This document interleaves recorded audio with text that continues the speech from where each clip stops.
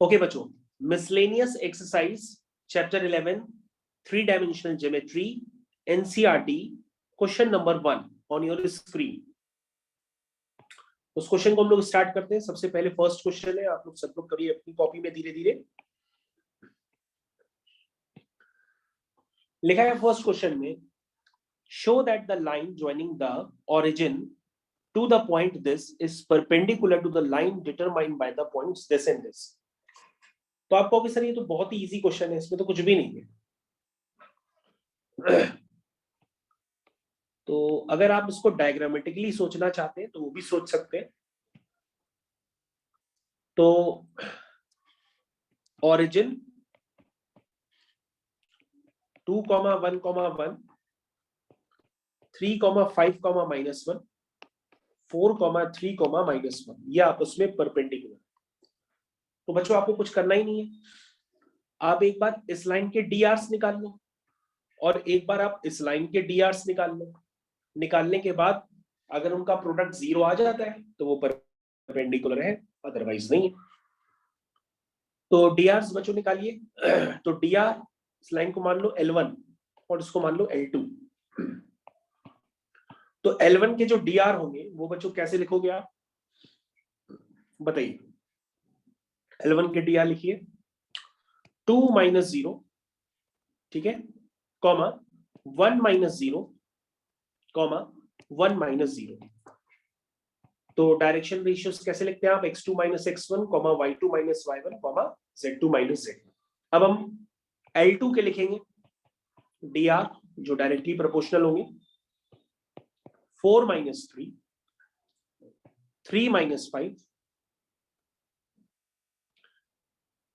Comma -1 + 1। तो dr directly proportional हो गए 1, -2, 0।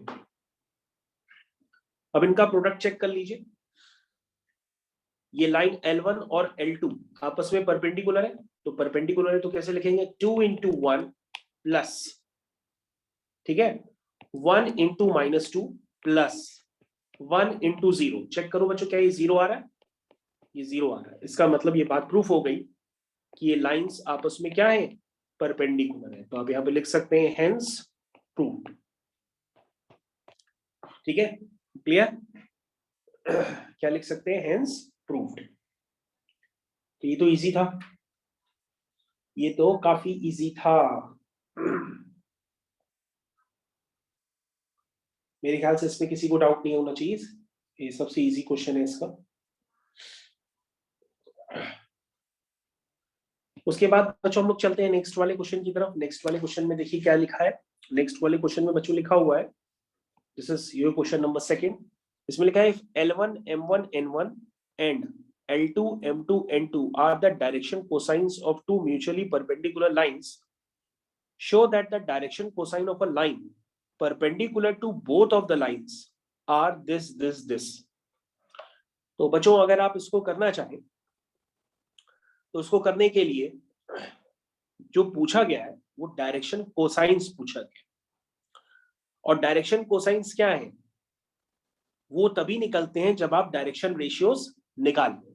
तो पहले तो आपको ये सोचना होगा कि हम डायरेक्शन रेशियो इन दोनों लाइंस के परपेंडिकुलर लाइंस की कैसे निकालें।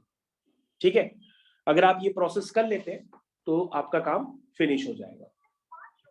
ठीक है, तो बच्चों ये क्वेश्चन काफी आसान है, जिसको आप अपने आप से भी कर सकते हैं। तो अपने आप से करने के लिए मैं आपको इक्वेशंस बना देता हूं और उन इक्वेशंस को यूज करके आप इस क्वेश्चन को घर पे भी कर सकते हैं। तो this is your question number 2। तो स्टार्ट विद क्वेश्चन नंबर 2। चलो, तो बच्चों क्या लिखा है कि L1 M1 N1 क्या है, डायरेक्शन कोसाइंस है। तो आप लिखोगे L1 square plus M1 square plus N1 square क्या होगा, 1 होगा। ये आपकी इक्वेशन 1 हो गई। फिर कह रहा है L2 M2 N2 ये भी क्या है, आपकी डायरेक्शन कोसाइन है। तो आप लिखोगे L2 square plus M2 square plus N2 square equal to 1। ये आपकी सेकेंड इक्वेशन हो गई। लाइंस आपस में परपेंडिकुलर है तो आप लिखोगे L1 L2 plus M1 M2 plus N1 N2 is equal to 0। ये आपकी थर्ड इक्वेशन हो गई। ठीक है, अब बच्चों आपको डायरेक्शन कोसाइन उस लाइन के निकालने हैं जो इन दोनों के ही परपेंडिकुलर। ठीक है, तो बच्चों आपके पास दो मेथड है। भाई आप डायरेक्शन कोसाइन वेक्टर तो जानते हैं ना, L1 i cap M1 i cap N1 j cap, दूसरा वेक्टर है L2 i cap M2 j cap N2 k cap. तो आप इन दो वेक्टर्स का क्रॉस प्रोडक्ट ले लीजिए। तो क्रॉस प्रोडक्ट लेने पर एक ऐसा वेक्टर आएगा जो इन दोनों के परपेंडिकुलर होगा। ठीक है, जो इन दोनों के क्या होगा, परपेंडिकुलर होगा। और जब उसको आप सिंप्लीफाई वगैरह करेंगे तो आपके जो डायरेक्शन कोसाइंस होंगे वो ये निकल करके आ जाएंगे उस लाइन के जो दोनों के परपेंडिकुलर होंगे। एक मेथड तो ये हो सकता है, और दूसरा मेथड ये है कि आपके पास ये तीन इक्वेशंस हैं, इन्हें आपको यूज करना है प्रॉपरली, और जब आप यूज करेंगे तभी आप ये डायरेक्शन कोसाइंस जो इन दोनों के परपेंडिकुलर है वो आप निकाल सकते हैं। तो मैंने बच्चों आपको दोनों मेथड बता दिए, और जो उसमें इक्वेशंस यूज होनी है वो इक्वेशंस भी मैंने आपको लिख के दे दी। तो आप चाहें तो आप इसको घर पे कर सकते हैं। लेकिन अगर आप इसकी इंपॉर्टेंस पूछेंगे कि इसकी इंपॉर्टेंस है क्या, ये बोर्ड एग्जाम में आ सकता है क्या, तो बच्चों ये बोर्ड एग्जाम में नहीं आ सकता, लेकिन ये जेईई मेंस में आ सकता है। और जेईई मेंस में अगर आएगा तो आपके पास एमसीक्यू गिवन होंगे। तो एमसीक्यू उसमें आपको डायरेक्टली गिवन होंगे डायरेक्शन कोसाइंस। तो डायरेक्शन कोसाइंस के जो आंसर है वो डायरेक्ट आपके पास गिवन होंगे। तो आपको ये याद आना चाहिए कि वो क्वेश्चन अगर बनेगा तो वो एनसीईआरटी से इस तरफ से बन करके आ रहा है, और आपको डायरेक्ट ऑप्शन में टिक करना होगा। यानी जिस ऑप्शन में क्या लिखा होगा M1 N2 minus M2 N1, N1 L2 minus N2 L1, उसी ऑप्शन को आपको टिक करना पड़ेगा बिना टाइम वेस्ट किए, और आपका क्वेश्चन हो जाएगा। ओके, समझ गए आप लोग? चलिए, तो सेकंड क्वेश्चन आप लोग हो गया कंप्लीट। उसके बाद बच्चों हम लोग आते हैं थर्ड क्वेश्चन पे। तो ये बच्चों आपका थर्ड क्वेश्चन है। थर्ड क्वेश्चन को करना स्टार्ट करिए सभी बच्चे। मैं आपको टाइम दे रहा हूं क्योंकि ये तो आपका रेंज का ही क्वेश्चन है। स्टार्ट कर लिए।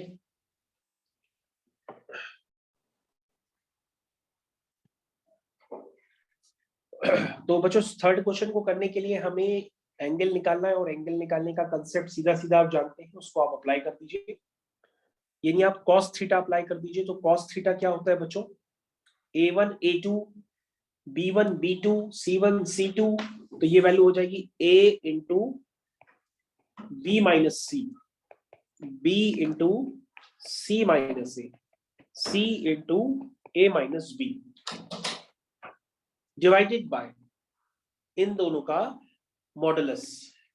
तो एक का होगा A square plus B square plus C square, और दूसरे का होगा बी माइनस सी का स्क्वायर, सी माइनस ए का स्क्वायर, ए माइनस बी का स्क्वायर। ये होगा बच्चों। ठीक है, तो ठीक है बच्चों, अब यहां से हमको बता दीजिए जरा ये क्या, न्यूमरेटर आपका 0 हो जाएगा तो cos थीटा 0 हो जाएगा। इसका मतलब थीटा आपका क्या हो जाएगा, 90 डिग्री। तो हमें एंगल निकालना था, तो आंसर इज 90 डिग्री। ठीक है, आंसर इज 90 डिग्री। तो क्वेश्चन नंबर थर्ड भी कंप्लीट हो गया। अब हम लोग चलते हैं क्वेश्चन नंबर फोर्थ की तरफ। ये क्वेश्चन नंबर फोर्थ आपकी स्क्रीन पे है। ये स्टार्ट करिए क्वेश्चन नंबर फोर्थ को।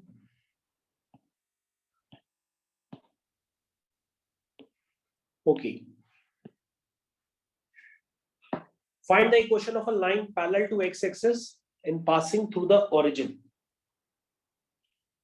Find the equation of a line parallel to x-axis, ठीक है, and passing through the origin. बताइए भाई। तो सबसे पहले इस क्वेश्चन में लिखिए the line parallel to x-axis and passing through origin is x-axis itself, ठीक है, क्योंकि ओरिजिन से पास कर रही है तो वो क्या बन गई, एक्स एक्सिस ही बन गई, ठीक है। तो बच्चों अब हम इसको कंप्लीट कर लेते हैं क्वेश्चन को, कि ये line parallel to x axis है और ओरिजिन से ही पास कर रही है, तो मतलब वो इटसेल्फ एक्स एक्सिस ही बन गई। तो एक्स एक्सिस पर अगर हम कोई देख लेते हैं और क्या डाटा गिवन है, लाइन की इक्वेशन लिखनी है, तो यहाँ पे हम इसको लेट कर लेते हैं कि मान लो let A B point on x axis, इसको हम लेट कर लेते हैं, ठीक है। और ए के कोऑर्डिनेट बच्चों एज्यूम कर लो, ए के कोऑर्डिनेट कुछ इस टाइप के a,0,0 इस टाइप के एज्यूम कर, ठीक है। तो हमें क्या चाहिए होंगे, हमें उस OA के डायरेक्शन रेशियो भी चाहिए होंगे। तो डायरेक्शन रेशियो क्या होंगे बच्चों, अगर आप समझना चाहें तो आप ऐसे समझ सकते हैं कि आपको बेसिकली इस लाइन की इक्वेशन चाहिए, ये लाइन भी एक्स एक्सिस पे ही लाई करती है, तो मैं आपको दोबारा दिखाता हूं, ये वाली लाइन की इक्वेशन चाहिए। तो ये ओरिजिन हो गया और ये आपका एक पॉइंट मैंने लेट किया a,0,0। अब आपको इस लाइन की इक्वेशन लिखनी है, तो लाइन की इक्वेशन लिखने में आपको कोई डाउट तो होना नहीं चाहिए, तो इस लाइन की इक्वेशन को आप खुद ही सोच लीजिए और उसको लिख लीजिए। मेरे ख्याल से आप डायग्राम से समझ गए होंगे कि ये लाइन खुद सेल्फ ओरिजिन से ही पास कर रही होगी, ठीक है। तो ओरिजिन से पास करने वाली लाइन की इक्वेशन क्या होगी, तो इसको हम लिख लेते हैं, पॉइंट्स हो गया आपका x माइनस a अपॉन 0, 0 नहीं, दिस इज 1, ठीक है। तो x माइनस a, इसकी आप फाइनल इक्वेशन डायरेक्टली लिख लो इस तरह से, मैं आपको लिख देता हूं, this is x upon 1 is equal to y upon 0 is equal to z upon 0, ठीक है। क्योंकि अगर एक्स एक्सिस ही है तो एक्स एक्सिस के डायरेक्शन रेशियोज किसके प्रोपोर्शनल हो गए, 1,0,0 के, और ये लाइन ओरिजिन से ही पास कर रही है, तो ओरिजिन से पास हो गई तो फिक्स पॉइंट आपका बन गया 0,0,0, तो लाइन की इक्वेशन हो गई x minus 0/1 is equal to y minus 0/0 is equal to z minus 0/0। इस तरह से आप इस लाइन की इक्वेशन लिख सकते हैं, ये आपका आंसर मान लिया जाएगा, ठीक है। ओके, तो मेरे ख्याल से सभी बच्चे समझ गए होंगे। नेक्स्ट क्वेश्चन आपका हो गया क्वेश्चन नंबर 5। तो क्वेश्चन नंबर 5 भी सभी लोगों से हो जाएगा। AB और CD के बीच का एंगल निकालना है, तो AB वेक्टर निकाल लीजिए, CD वेक्टर निकाल लीजिए, उनके बीच का एंगल आप निकाल ही लेंगे, ठीक है। तो इस तरह से यहाँ पर क्वेश्चन नंबर 5 भी आपका कंप्लीट हो जाएगा, आपसे 5 सभी बच्चे कर लेंगे, ठीक है। उसके बाद आपका आ गया क्वेश्चन नंबर 6। क्वेश्चन नंबर 6 में लिखा है ये लाइंस आपस में परपेंडिकुलर है, बताओ k की क्या वैल्यू होगी। ये भी आप खुद से कर सकते हैं क्योंकि आज ही की क्लास में कराया है। फिर कह रहा है vector equation of a line through the point 1, 2, 3 और परपेंडिकुलर टू दिस। एक लाइन की इक्वेशन बताओ जो इससे पास कर रहा हो और इस प्लेन के परपेंडिकुलर हो। तो ये तो आप कर सकते हो, लेकिन फिर भी मैं इसको कर देता हूं, this is your question number 7। तो क्वेश्चन नंबर 7 को मैं कर देता हूं, सी दैट क्वेश्चन नंबर 7। ये बच्चों आपका क्वेश्चन नंबर 7 है, इसको कंप्लीट करिए। कह रहा है एक लाइन की वेक्टर इक्वेशन, बच्चों ये जो आपकी एक्सरसाइज है ये मिसलेनियस है, तो उसमें लाइन और प्लेन के मिक्स क्वेश्चन है, इसमें कंफ्यूज मत होइएगा। आपको इस लाइन की इक्वेशन निकालनी है, जो लाइन अभी हमने बनाई। ये लाइन किससे पास हो रही है, 1, 2, 3 से पास हो रही है, और ये लाइन इस प्लेन के परपेंडिकुलर है। प्लेन की इक्वेशन है x plus 2y minus 5z plus 9 equal to 0। Vector form में दी थी, मैंने कार्टेशियन फॉर्म में लिख दी। अब इस प्लेन का जो नॉर्मल होगा वो उस लाइन के पैरेलल हो जाएगा, है ना। जो इस प्लेन का नॉर्मल होगा वो उस लाइन के पैरेलल हो जाएगा। तो इस नॉर्मल के जो डायरेक्शन रेशियोज होंगे वो किसके प्रोपोर्शनल है, 1, 2, -5 के। ठीक है, तो बेटा हमें क्या करना है, लाइन की इक्वेशन लिखनी है। तो हम कैसे लिखेंगे लाइन की इक्वेशन, क्योंकि वो फिक्स पॉइंट से भी पास कर रही है, इसका पोजीशन वेक्टर ए मान लो और डायरेक्शन रेशियो 1, 2, -5 के प्रोपोर्शनल है। तो इक्वेशन होगी equation of line this is x minus x1 upon a is equal to y minus y1 upon b is equal to z minus z1 upon c. This is your answer. तो बच्चों सभी बच्चे अपना answer check करिए और कोई doubt हो तो पूछिए।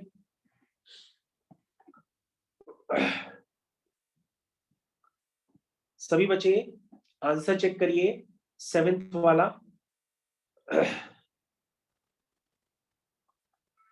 मेरे ख्याल से किसी को डाउट नहीं होना चाहिए। अगर आप इसको वेक्टर फॉर्म में लिखना चाहें तो वेक्टर फॉर्म में भी लिख सकते हैं।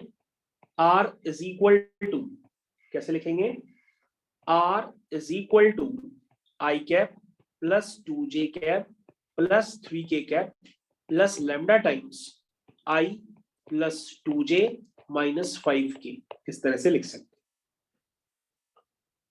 ठीक है, मेरे ख्याल से सबको समझ में आ गया।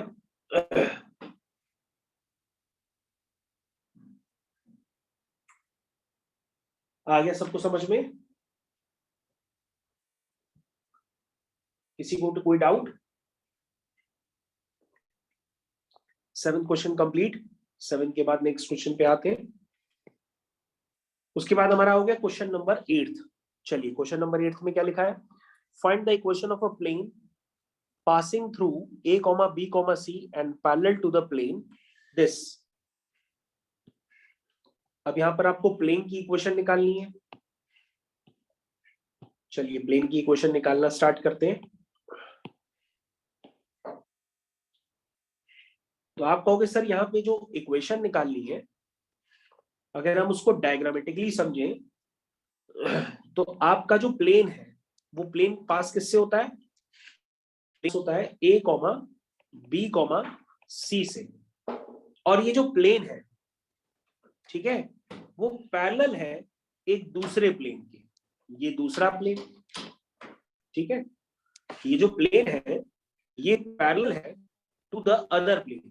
दूसरे प्लेन की इक्वेशन है x plus y plus z minus 2 is equal to 0। Vector में दी थी मैंने, कार्टेशियन में लिखी। तो बच्चों इस प्लेन का जो नॉर्मल होगा वो ऐसे होगा। क्यों भाई, इस प्लेन का जो नॉर्मल होगा वो कॉमन हो जाएगा दूसरे प्लेन के नॉर्मल के साथ। तो इसका नॉर्मल वेक्टर आपका क्या निकल के आया, नॉर्मल वेक्टर निकल के आया है this is n vector is equal to i cap plus j cap plus k cap. तो बच्चों यहाँ पे तो n वेक्टर सीधा सीधा आपको पता पड़ गया, क्योंकि n वेक्टर दोनों के लिए सेम होगा। तो बच्चों आप इस प्लेन की इक्वेशन तो लिख ही सकते हो, वो हो जाएगी r डॉट n। तो n वेक्टर आपको पता ही है is equal to a dot n। a आपका बच्चों ये फिक्स पॉइंट है, यानी कि ai cap plus bj cap plus ck cap. इसका आप डॉट किससे ले रहे हो, इसका आप डॉट ले रहे हो i plus j plus k के साथ। r dot n is equal to a dot n।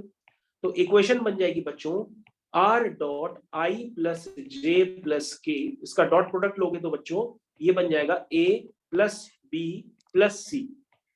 तो बच्चों ये आपकी फाइनल इक्वेशन बन जाएगी। और अगर आप इसको कार्टेशियन फॉर्म में लिखना चाहते हैं तो कार्टेशियन फॉर्म में भी आप इसको प्रॉपर तरीके से लिख सकते हैं। This is x plus y plus z minus times a plus b plus c equal to 0। This is your final answer. Check करिए, चेक करिए भाई, किसी को समझ में ना आया हो तो पूछ सकते हैं। 8th क्वेश्चन क्या आ गया सबको? ओके, 8th क्वेश्चन सबको आ गया होगा। 9th question, shortest distance between the lines. दो लाइंस के बीच की शॉर्टेस्ट डिस्टेंस हर बच्चा जानता है। शॉर्टेस्ट डिस्टेंस का फॉर्मूला सभी बच्चे जानते हैं ना? नहीं जानते हैं तो मैं एक बार आपको रिवाइज करवा देता हूं। देखिए शॉर्टेस्ट डिस्टेंस का फॉर्मूला क्या होता है। ये जैसे क्वेश्चन है आपका, तो ये आपकी पहली लाइन है, ये दो दूसरी लाइन हो गई, ये दोनों स्क्यू लाइंस हैं क्योंकि आपस में नॉन पैरेलल है। अगर पैरेलल होती तो दोनों के जो बी वेक्टर होते हैं ये सेम होते।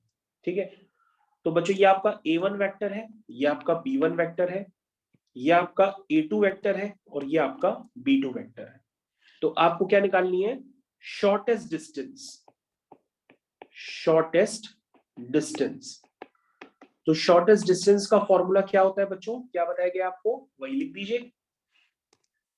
शॉर्टेस्ट डिस्टेंस का फॉर्मूला आपको बताया गया है, this is A2 minus A1 dot B1 cross B2, ठीक है, upon whole divided by mod of B1 cross B2।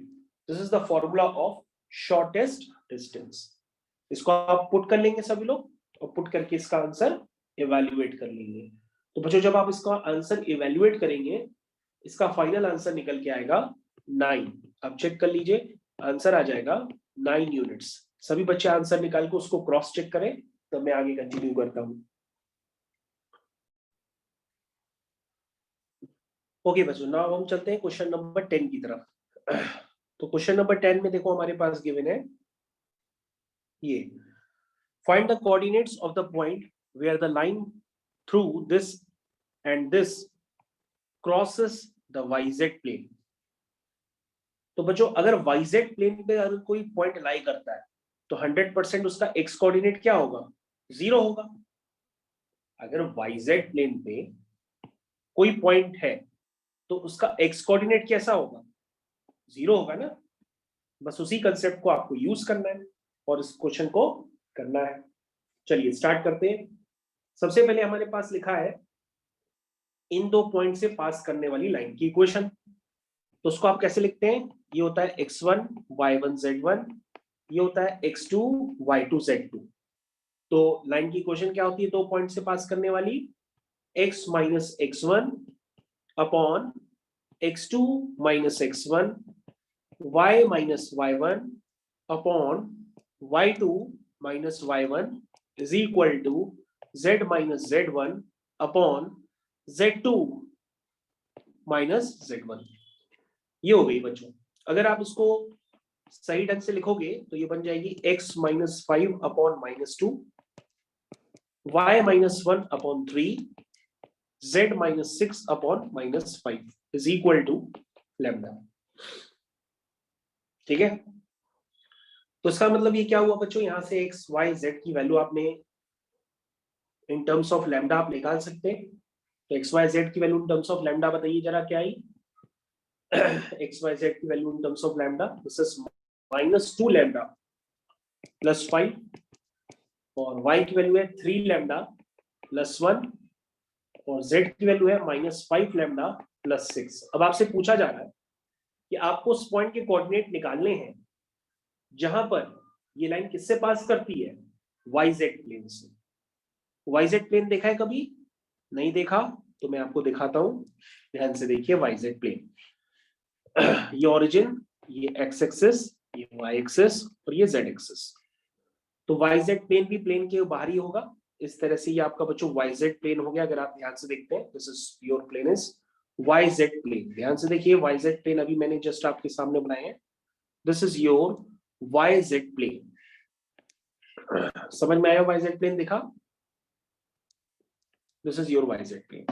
तो yz प्लेन से अगर कोई लाइन क्रॉस करती है तो क्रॉस कैसे कर रही होगी, ऐसे क्रॉस कर रही होगी।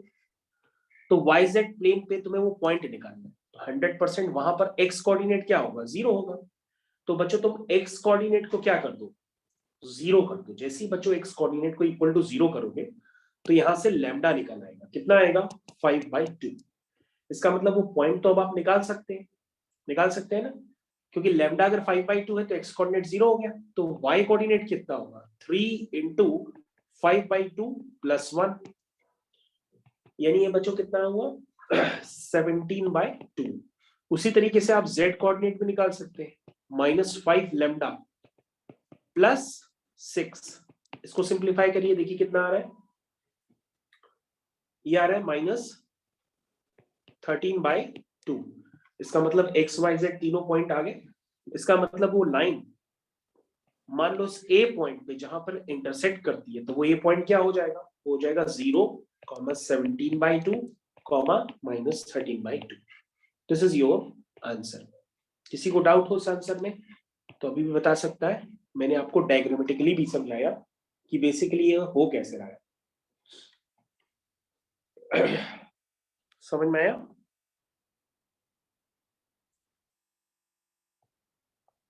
तो ये बच्चों क्वेश्चन नंबर 10 आपका फिनिश हो गया। क्वेश्चन नंबर 10 के बाद है क्वेश्चन नंबर आपका 11।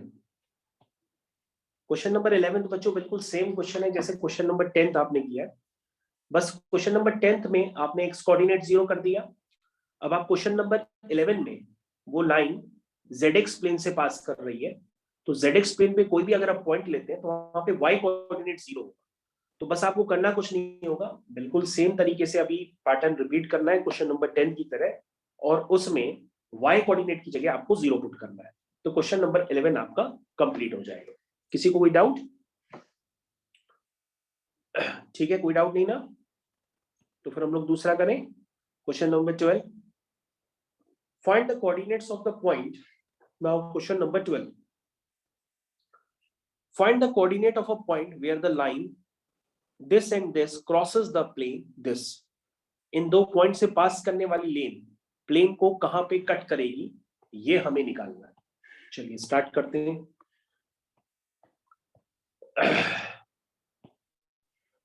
तो कौन से दो पॉइंट से वो लाइन पास हो रही है, वो पॉइंट आपको नजर आ रहे हैं।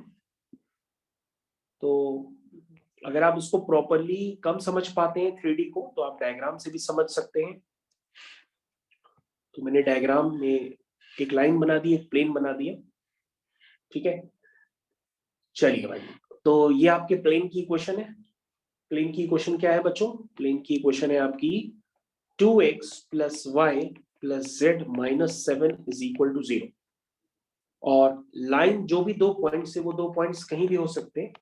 दो पॉइंट से पास करने वाली जो लाइन है वो आपकी ये है, ठीक है। अब ये प्लेन को इंटरसेक्ट कहीं पे कर रही होगी, मान लो वो पॉइंट है ये, यही आपको पॉइंट निकालना है, ठीक है, जहां पे ये लाइन इस प्लेन को क्रॉस कर रही है। तो तुम कहोगे सबसे पहले सर लाइन की इक्वेशन निकाल लेते हैं। लाइन की इक्वेशन जो ए और बी पॉइंट से पास कर रही है, तो equation of line A B क्या होगी बच्चों? इसको आप निकाल लीजिए। एक पॉइंट को मान लीजिए x - x1, y - y1, z - z1 upon x2 - x1, इन सबको यूज करिए और फटाक से लाइन की इक्वेशन आप लिख डालिए। तो लाइन की इक्वेशन जब बच्चों आप लिखेंगे, this is x - 3 upon 2 - 3, y + 4 upon -3 + 4 and z + 5 divided by 1 + 5। 1 + 5 कितना हुआ? 6। इसको इक्वल टू क्या मान लेते हैं? लैम्डा। तो लाइन की इक्वेशन आ गई x - 3 upon -1, y + 4 upon 1, z + 5 upon 6 = lambda. ठीक है, समझ में आ गया? यहां तक आ गया सबको समझ में? अब बच्चों यहाँ पे x y z निकाल लीजिए। तो x आएगा -λ + 3, y आएगा लैम्डा -4 और z आएगा 6λ - 5। ये x y z आपका निकल के आ गया, ठीक है। यहां तक समझ में आ गया?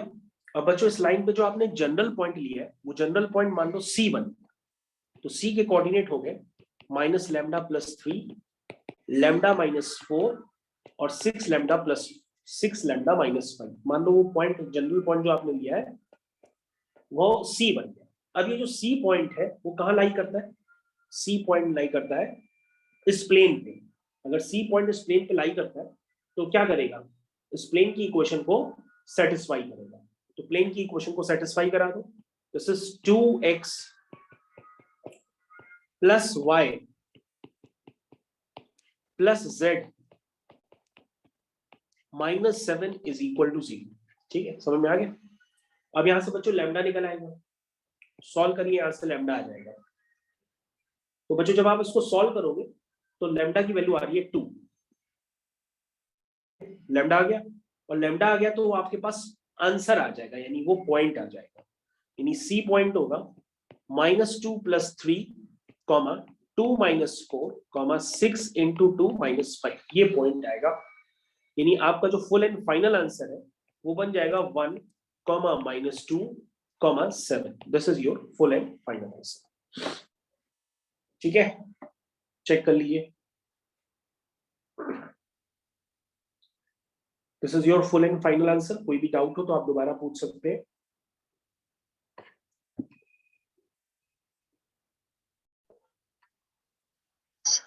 तो बच्चों इन 2 क्वेश्चंस के सॉल्यूशन आप एक बार चेक कर लीजिएगा, काफी आसान है। एक क्वेश्चन नंबर 15 फिर से चेक कर लीजिएगा, पूरा सॉल्यूशन आपकी स्क्रीन पे है, और सारे स्टेटमेंट्स भी मैंने आपको लिख करके दे दिए हैं कि अगर आपका एक्स एक्सिस के पैरेलल होता है कोई भी लाइन तो उसका डायरेक्शन रेशियो 1,0,0 के प्रोपोर्शनल होता है, y एक्सिस के पैरेलल होता है तो 0,1,0 के प्रोपोर्शनल होता है, और z एक्सिस के पैरेलल होता है तो 0,0,1 के प्रोपोर्शनल होता है। और उसके बाद मैंने एक काफी आसान क्वेश्चन आपको कराया है, और इस आसान क्वेश्चन को आप पूरा सॉल्यूशन दोबारा स्क्रीन में देख सकते हैं। तो क्वेश्चन नंबर 16 भी आपका कंप्लीट हो गया है, और क्वेश्चन नंबर 15 भी आपका कंप्लीट हो गया, क्वेश्चन नंबर 12 भी आपका कंप्लीट हो गया, और सारे क्वेश्चन इस तरह से मैंने आपको कंप्लीट करके दे दिए हैं। तो बच्चों आज की क्लास हम लोग यहीं पे ओवर करते हैं। Thank you.